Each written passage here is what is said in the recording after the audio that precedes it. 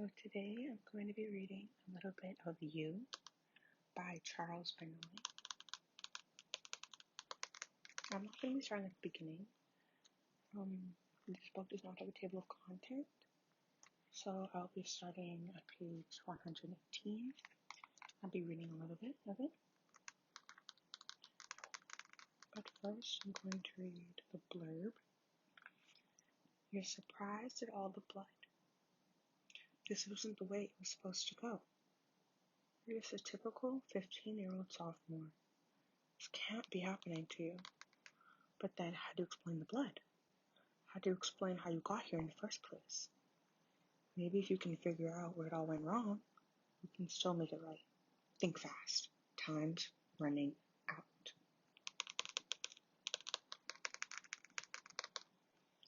So I hope you guys enjoy this video.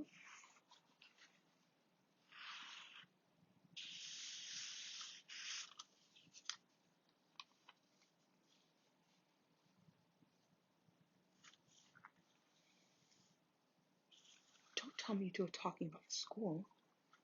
He shakes his head in disgust. That's one of the house rules. No shop talk. Nicole, tell young Chase here how you've been born way up in Dawson Creek, Canada. And you, Mr. Chase, you tell her how fascinating she is. She's quite vain, you know. And if you tell her how beautiful she is, you'll have her naked in an hour, posing for a webcam. Isn't that right, Nicole? He smiles at her as he walks off, and he smiles back. A cold smile that makes you uncomfortable.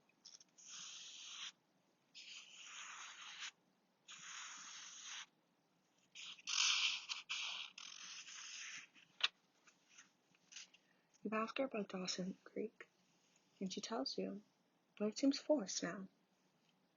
And when she reaches for her buzzing phone, walking off to the kitchen to take a call, you're relieved. It's close to midnight. The jazz is gone, thank God, replaced by some fast-tempo European techno. It's better, but not by much. The conversations are louder, more laughter, more swearing, and there's a sweaty sheen to everyone's face. Half-finished drinks are scattered around the room alongside bowls of picked-over potato chips and pretzel crumbs.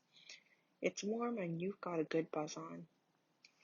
The kid with the tie, Mike? Matt? Is slumped down in a recliner, asleep and drooling, and you saw Nicole leave about an hour ago. Along with the tall kid, someone said was her ex. A bunch of new people have arrived since then. Mostly couples, but a few more unattached females, and other than the pairings that disappeared without empty parts of the home. Everyone is gathered around the two big couches that fill a corner of the room.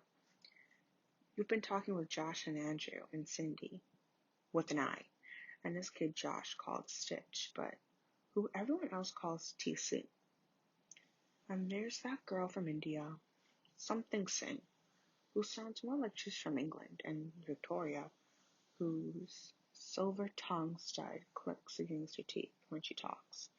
And the girl who's going to Aruba for Thanksgiving, and the one who went last year and almost got busted for smoking pot on the beach, and Becca, who's got the hots for Stitch, or TC, or whoever the hell he is, and the guy who came in late, the one in the Jesus is My Home t-shirt, who told you to get out while you still could, just before he fell over drunk on the couch.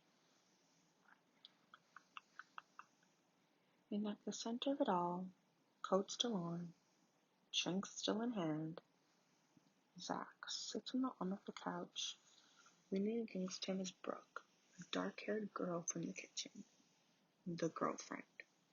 Cindy with an eye is telling everyone why they should boycott the zoo, and the guy with the lopsided glasses is explaining to the black chick where to find bootleg movies online. Somebody's telling that penguin in a bar joke again. Your upper lip feels numb, and the girl sitting next to you smells like an ashtray. Someone's cell phone goes off, and you and the cigarette girl bump heads as you reach for your phones, and that gets you both laughing, and you may be buzzing.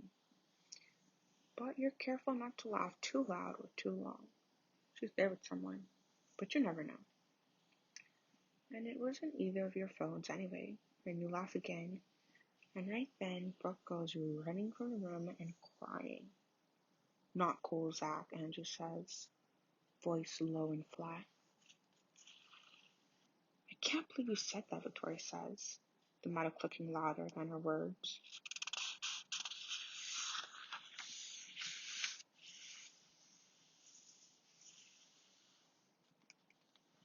You look over at Zach, that smirk. He shrugs. If she doesn't want people to know that she sticks her fingers down her throat after every meal, she shouldn't write it down. It's her journal, Zach, the rubber-bound girl says. It's private.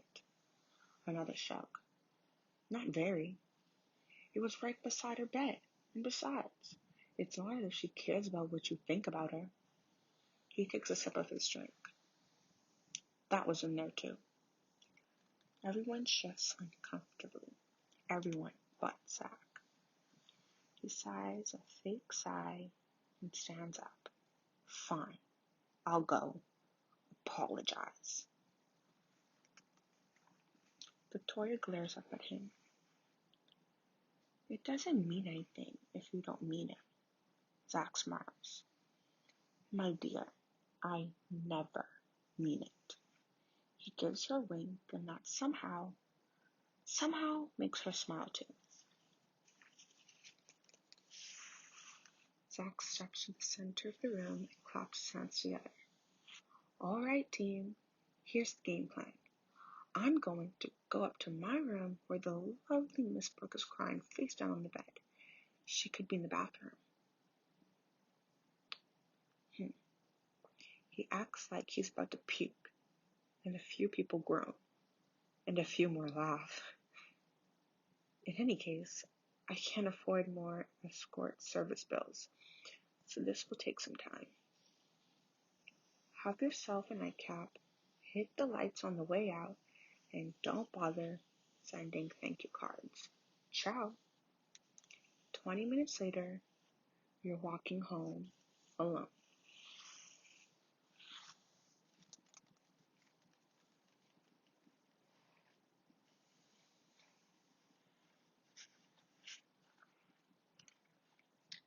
Well, guys, that's the chapter. Again, I will put the chapter number on the screen and in the description below. Comment if you would like to hear more of this book by Charles Benoit. And I really enjoy these videos, so please support my channel by clicking the subscribe button and commenting. And I know I have not posted a video in a while, but school has been a lot and stressful, so I will be more active. I love making these videos. I hope you guys enjoy this video. And good night, good night, good night, good morning, good morning, good morning, good afternoon, or whatever time you decided to watch this video. And I hope you'll have a great nap. Also, if you'd like to see any other ASMR videos, please put it in the comment section and I will look at them. I'll start posting on a schedule. Oh, sorry for that noise. Probably posting on a schedule. I'll put it on my community page. And good night, everybody.